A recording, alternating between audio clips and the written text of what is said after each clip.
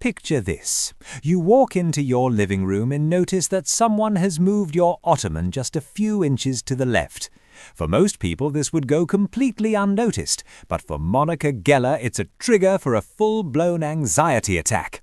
We've spent 3 decades laughing at Monica for vacuuming her own vacuum cleaner with a smaller dustbuster or for color-coding her organizational labels. However, if we stop laughing for a moment, we realize that Monica's clean freak persona isn't just a quirky personality trait. It is a high-functioning defense mechanism against a world that, during her childhood, was emotionally chaotic and deeply critical. Today we're going to dissect the mind of Monica Geller to understand how the need for control became her armor and how her relentless pursuit of perfection is in reality a lifelong cry for an approval she never felt she received. To understand adult Monica, we have to look at the Geller family dynamic. If Ross was the golden child, Monica was the quintessential scapegoat. According to family systems theory, roles in a dysfunctional family are often rigid and punishing. Judy Geller, Monica's mother, is the primary source of her trauma. Judy never misses an opportunity to take a passive-aggressive jab at Monica's hair, her love life, or her career choices. This constant barrage of criticism created what psychoanalyst Karen Horney would call a perfectionist personality. Horney argued that when a child doesn't receive unconditional love, they attempt to earn that love through flawless performance. If Monica can be the best chef, if her apartment is the cleanest, and if she is the impeccable hostess, then maybe, just maybe, she will finally be enough for her mother. Monica's perfectionism isn't about being good, it's about being safe from criticism. This desperate need to be noticed brings us to the era of Fat Monica. During her adolescence, Monica used food as both an emotional filler and a physical shield. Her excess weight was a way of coping with her parents' emotional neglect, a literal layer of protection. But the turning point, the moment she decides to lose the weight after overhearing a cruel joke by a teenage Chandler, is pivotal. From a behavioral psychology perspective, this wasn't just a physical transformation. It was a radical seizure of control. Monica learned that she couldn't control how her parents treated her, but she could control every calorie that entered her body and every pound she lost. This hyper-control over her own body eventually migrated to her environment. Apartment 20 became Monica's kingdom, the one place in the world where she dictates the rules. If everything is in its place, the internal chaos is silenced. In this context, we can apply Sigmund Freud's concepts regarding the anal phase. Freud suggested that difficulties during potty training in early childhood could lead to an anal retentive personality, characterized by an obsession with order, cleanliness, and control. While Freud's specific focus on hygiene is often debated today, in Monica's case, the link between external order and internal calm is undeniable. For her, physical clutter is equivalent to emotional disintegration. Controlling her environment is her primary form of self-regulation.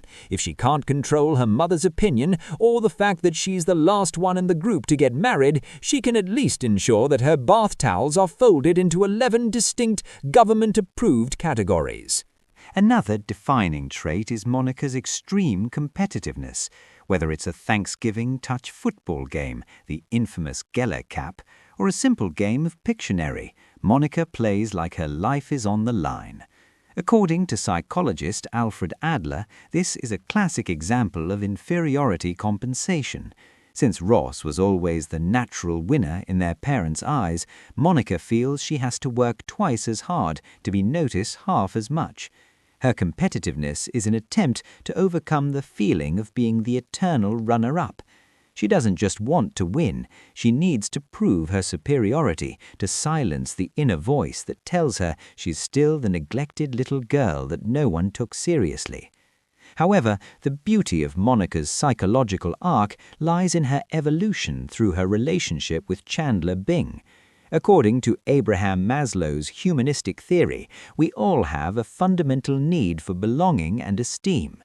Before Chandler, Monica sought this validation through authority figures like Dr. Richard Burke, a clear attempt to find the protective father figure that Jack Geller, with his inappropriate jokes and lack of tact, never quite managed to be. But it's with Chandler that Monica experiences what Carl Rogers calls unconditional positive regard. Chandler loves Monica not in spite of her neuroses, but with them. Alongside him, she begins to understand that she doesn't have to be the perfect hostess to be worthy of love. She finally learns the power of vulnerability. The moment Monica accepts that she cannot control her biological infertility is the pinnacle of her psychological maturity. In that moment, she faces her greatest fear, the failure of a perfect plan. By choosing adoption, Monica proves that her need to be a mother, to care and nurture, which is her deepest essence, is greater than her need for biological control. She transforms her caretaker neurosis into genuine maternal love, effectively breaking the cycle of criticism she inherited from Judy. Ultimately, Monica Geller teaches us that perfectionism is a prison with golden bars. Behind every impeccable meal and every perfectly fluffed pillow, there is a woman who just wanted to be seen and validated. She is proof that our greatest weaknesses and our greatest strengths often come from the same place, the desire to belong. Monica isn't just the cleaner of the group, she is the emotional anchor who proves that even when the world feels out of control, love and friendship are the only things that don't have to be perfect to be real. If you enjoyed this deep dive into Monica's psyche and you've ever found yourself straightening a picture frame at a friend's house, let us know in the comments.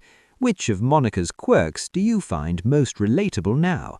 Don't forget to subscribe and hit the bell icon so you don't miss our next psychological breakdowns of the characters who shaped a generation. See you in the next analysis.